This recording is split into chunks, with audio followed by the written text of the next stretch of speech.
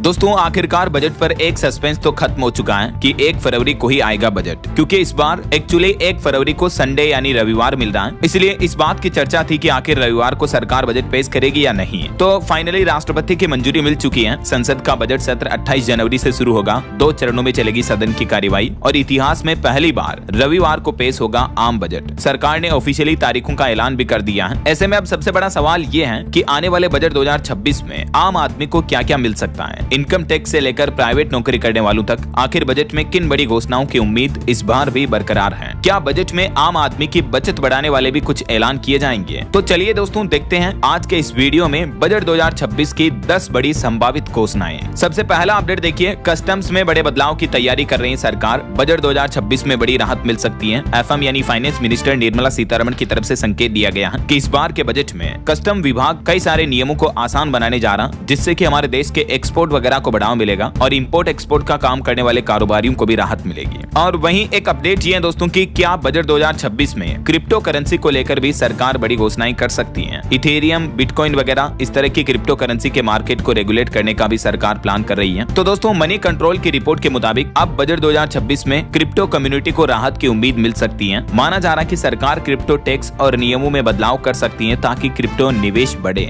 और वैसे भी गवर्नमेंट और आरबीआई मिलकर क्रिप्टो को रेगुलेट करने का भी प्लान कर रहे हैं, तो ये भी आपको 2026 में राहत मिल सकती है। वहीं रेलवे बजट पर भी बड़ा अपडेट आ रहा है कि इस बार बजट में रेलवे को क्या मिलेगा। कुछ रेलवे अधिकारियों की तरफ से इसको लेकर जानकारी दी गई, जिसके मुताबिक एक तो रेलवे के पास पहले से ही बुनियादी ढांचे के उन्नयन के लिए पर्याप्त धन मौजूद है, यानी बजट अच्छा खासा है। मौजूदा वित्त वर्ष में जीबीएस का कुल 77% उपयोग हो चुका है। वैसे अभी हमारे देश में 99% से भी ज्यादा ट्रेनों का इलेक्ट्रिफिकेशन भी पूरा हो चुका है। तो कहने का मतलब सरकार इस बार रेलवे सेक्टर का बजट थोड़ा कम रख सकती है, क्योंकि ऑलरेडी रेलवे के पास अच्छा खासा डेवलपमेंट विकास के लिए बजट अवेलेबल है। इसके अलावा भी दोस्तों जैसे मिडिल क्लास के लिए, प्राइवेट जॉब्स करने वालों के लिए और क्या क्या संभावित घोषणाएं हो सकती हैं इस बार के बजट में। सोचो रात के 11 बजे हैं, मोबाइल में न्यूज चल रही है, हर चैनल पर एक ही बात हो रही है, 1 फरवरी आ रही है और इस बार बजट कुछ अलग होने वाला है। आप चाय का कप हाथ में लेकर सोचते हो कि आखिर हर साल बजट आता है, पर इस बार इतना शोर क्यों है? क्योंकि भाई इस बार बजट नहीं आने वाला है, बल्कि कई लोगों की उम्मीदें, डर, सपने और plan all in one package में आने वाले हैं। जी हाँ, कहानी की शुरुआत यहीं से होती है कि सबसे पहले तो सरकार ने ये तय कर ही लिया है कि 1 फरवरी को ही बजट पेश होगा। और मजे की बात ये कि इस बार रविवार पड़ रहा है, जैसा कि मैंने आपको शुरुआत में बताया। ऐसे में एक बात ये भी लोग पूछ रहे हैं कि क्या रविवार को बजट आएगा तो फिर शेयर बाजार खुलेगा या नहीं। तो आमतौर पर तो वैसे संडे को एनएसई बीएसई बंद रहते हैं, लेकिन इस बार चर्चा ये है दोस्तों कि इतिहास बन सकता है। अगर सरकार और एक्सचेंज चाहें तो बाजार रविवार को भी खुल सकता है, ताकि बजट का असर उसी दिन दिखे। वैसे अभी इस पर आधिकारिक मुहर नहीं लगी है, लेकिन बाजार वाले पहले से ही सीट बेल्ट बांध चुके हैं। अब असली कहानी शुरू होती है कि आखिर बजट में क्या आ सकता है। मान लो तुम एक आम आदमी हो, नौकरी करते हो, थोड़ा बहुत निवेश करते हो, घर का खर्च चलाते हो, और हर साल हम सब यही सोचते हैं दोस्तों कि काश इस बार टैक्स थोड़ा कम हो जाए। तो आपके हम सब के लिए एक सबसे बड़ी उम्मीद तो ये है कि इनकम टैक्स में सरकार और राहत देने का प्लान कर रही है। मीडिया रिपोर्ट्स के मुताबिक टैक्स फ्री इनकम की लिमिट बढ़ा सकती है सरकार, स्टैंडर्ड डिडक्शन बढ़ सकता है, और जो लोग शेयर मार्केट या म्यूचुअल फंड में पैसा लगाते हैं उन्हें एलटीसीजी टैक्स में भी कुछ राहत मिल सकती है। मतलब सीधी भाषा में अगर ये हुआ तो आपकी सैलरी में से हर महीने थोड़ा ज्यादा पैसा आपकी जेब में बचेगा। दरअसल टैक्स को लेकर दोस्तों बजट 2026 में रिपोर्ट सामने आ रही है कि इनकम टैक्स स्लैब की 30% की सीमा जो अभी 24 लाख रुपए है, उसको बढ़ाकर 40 से 50 लाख रुपए तक किया जा सकता है, और स्टैंडर्ड डिडक्शन 1 लाख और हेल्थ इंश्योरेंस डिडक्शन 50,000 रुपए तक किया जा सकता है। Home loan interest deduction new regime में वापस आ सकता है, जिसकी लिमिट 3 से 5 लाख रुपए तक रखी जा सकती है। वहीं टैक्स से संबंधित कैपिटल गेन पर भी निवेशकों की मांग पूरी की जा सकती है। वित्त मंत्री निर्मला सीतारमण ये भी घोषणा कर सकती हैं, क्योंकि बजट पूर्व जो अर्थशास्त्रियों के साथ मीटिंग हुई उसमें भी इन मुद्दों को लेकर चर्चा हुई। ये देख सकते हैं आप कैपिटल गेन टैक्स को लेकर अभी क्या व्यवस्था है, और आने वाले बजट 2026 में ये संभावित बदलाव घोषणाएं आपको देखने को मिल सकती है। और इसके साथ ही सीनियर सिटीजन्स को भी टैक्स में राहत मिल सकती है। एलटीसीजी की टैक्स फ्री लिमिट भी बढ़ाई जा सकती है। ऐसा अच्छा, अब देखते हैं फैक्ट्री और नौकरी कर्मचारियों के लिए बजट में क्या कुछ प्लान किए जा रहे हैं। क्योंकि आपको पता होगा पिछले कई सालों से सरकार का ये सपना कि चीन की निर्भरता कम हो और भारत ज्यादा से ज्यादा आत्मनिर्भर बने, राइट। इसलिए बजट में करीब 23,000 करोड़ रुपए का राहत पैकेज भी दिया जा सकता है मैन्युफैक्चरिंग सेक्टर के लिए। मतलब नई फैक्ट्रियां बनेगी, नए प्लांट लगेंगे, नई मशीनें, और साथ में इन सब से पैदा होगी नई नौकरियां।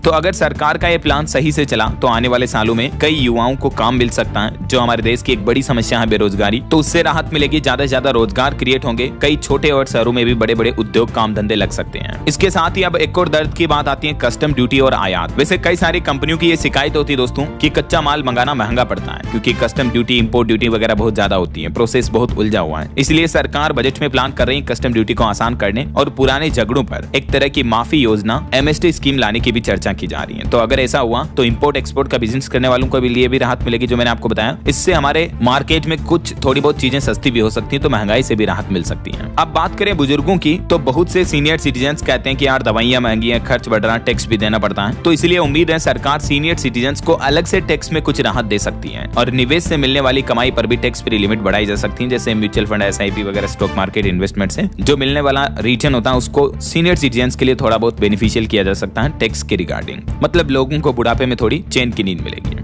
अब आओ भविष्य की बात करते हैं। AI टेक्नोलॉजी और डेटा सेंटर को लेकर सरकार का क्या प्लान है बजट 2026 के रुख के हिसाब से।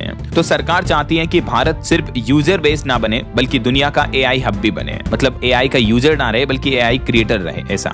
इसलिए चर्चा है कि आर्टिफिशियल इंटेलिजेंस वाली कंपनियों को खास इंसेंटिव दिए जा सकते हैं बजट में। डेटा सेंटर लगाने वालों को टैक्स और बिजली में भी राहत मिल सकती है ताकि विदेशी कंपनियां भी भारत आए। अगर ये हुआ तो आने वाले समय में टेक्नोलॉजी में भारत का नाम और बड़ा होगा। और अब एक आखिरी सवाल कि शेयर बाजार का क्या होगा। तो दोस्तों एक तो चीज मैं आपको बता दूं, अगर आप स्टॉक मार्केट ट्रेडिंग वगैरह से जुड़े हुए हैं तो ध्यान रखिएगा बजट के दिन बहुत ज्यादा वोलेटिलिटी देखने को मिलेगी। कई शेयर ऊपर दौड़ेंगे, नीचे दौड़ेंगे और निवेशकों की धड़कन भी तेजी से धक धक करेगी। तो भाई पूरी कहानी का सार ये है दोस्तों कि 1 फरवरी सिर्फ एक तारीख नहीं बल्कि ये दिन तय करेगा कि पूरा साल 2026 आपके लिए, आम आदमी के लिए कैसा जाने वाला है सरकार की बजट प्लानिंग के बाद। यानी तुम्हारी, हमारी, आपकी, हम सब की जेब में कितना पैसा बचेगा, नौकरियां बढ़ेगी या नहीं, बिजनेस आसान होगा या नहीं, भारत पूरा ऑल ओवर किस दिशा में आगे बढ़ेगा, ये तय करेगा आने वाला बजट। वित्त मंत्री निर्मला सीतारमण जो बजट पेश करने जा रही है वो। इसके साथ ही बजट को लेकर कुछ और प्लानिंग भी है, जैसे मैन्युफैक्चरिंग बढ़ाने के लिए सरकार बड़ा बदलाव कर रही है बजट 2026-27 में। हमारे देश में विनिर्माण, manufacturing, electronics, machinery, semiconductor, textile से जुड़े सेक्टर पर कच्चे माल पर आयात शुल्क वगैरह को पूरी तरह से समाप्त किया जा सकता है, सरकार का ये लक्ष्य है। ऑटो इंडस्ट्री, ऑटो सेक्टर को भी बड़ी सौगात मिल सकती है। इलेक्ट्रिक वाहनों को बढ़ावा देने के लिए सरकार कुछ सब्सिडी योजना वगैरह ला सकती है। FAME 3 की योजना भी देखने को मिल सकती है।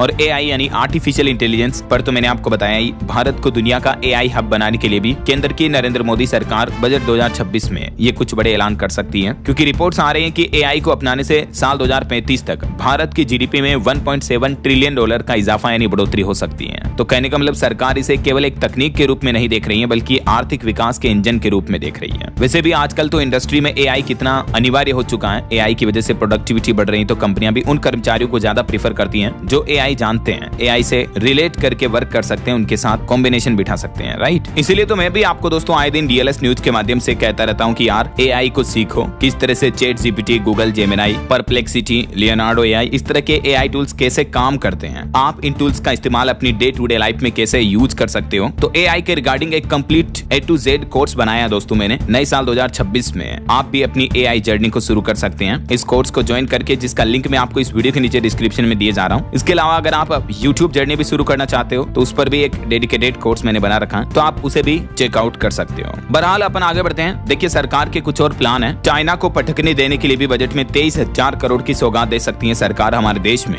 महंगे हेवी कंपोनेंट्स के लोकल प्रोडक्शन को बढ़ावा देने के लिए ऐलान किया जा सकता है। इंडस्ट्री को सरकार 23,000 करोड़ का इंसेंटिव दे सकती है ऐसा। और किसानों के हित में भी खबर आ रही दोस्तों की सरकार बजट सत्र में सख्त बीज कानून लाएगी। खुद केंद्रीय कृषि मंत्री शिवराज सिंह चौहान ने दावा किया, जिससे कि किसानों को गुणवत्तापूर्ण बीज मिल सके, नकली खाद बीज वगैरह से राहत मिले ऐसा। बाकी कुछ स्टेट बजट को लेकर भी अपडेट आ रहे हैं। जम्मू कश्मीर के LG मनोज सिन्हा ने कहा कि जम्मू कश्मीर विधानसभा बजट सत्र बुलाने की उद्घोषणा हुई। 2 फरवरी को शुरुआत होगी। राजधानी नई दिल्ली बनेगी मॉडल सिटी। NDMC के बजट 2026 में इस तरह के कई बड़े ऐलान देखने को मिले। कुल लगभग 6,000 करोड़ का बजट पेश किया गया, विकसित भारत 2047 के अनुरूप, विजन के अनुरूप, है ना। और आने वाले राजस्थान के बजट में भी 1.5 लाख सरकारी नौकरियों की घोषणा हो सकती है। फ्री बिजली पर सरकार कड़ा फैसला ले सकती है। पे कमीशन की संभावना दिख रही है। 25 लाख लखपति दीदी बनाने का लक्ष्य भी रखा जा सकता है। और ग्रीनफील्ड एक्सप्रेसवे के लिए भी बजट की घोषणा हो सकती है। इसके अलावा दोस्तों पेट्रोल डीजल की कीमतों में राहत की उम्मीद मिल सकती है आने वाले बजट में, क्योंकि अभी वैसे भी वेनेजुएला से पेट्रोल निकालकर अमेरिका दुनिया भर में सप्लाई करने वाला है, तो उसका असर भी दिख सकता है। तो ये बजट में कुछ और संभावित ऐलान दिख सकते हैं। इसके अलावा राजस्थान के बजट में स्पेशली जनजाति के इलाकों के लिए भी विशेष पैकेज का ऐलान कर सकती है राजस्थान की भजनलाल सरकार। बाकी देश भर के यूनियन बजट 2026 को लेकर आगे और जो भी अपडेट आएंगे दोस्तों मैं आपको बताता रहूंगा इसी चैनल DLS न्यूज के माध्यम से। तो बिल्कुल आप जुड़े रहेगा मेरे साथ, चैनल को सब्सक्राइब करके बेल आइकन जरूर दबा देना और इस वीडियो पर एक लाइक और शेयर भी कर देना ताकि आपको रोजाना की ताजा खबरें, महत्वपूर्ण मुख्य समाचार, काम के न्यूज अपडेट सबसे पहले आपके मोबाइल पर मिलते रहेंगे। ओके, ख्याल रखिएगा अपने आप का, अपने परिवार का। मिलेंगे अगले नेक्स्ट अपडेट में, तब तक के लिए जय हिंद, जय भारत, वंदे मातरम।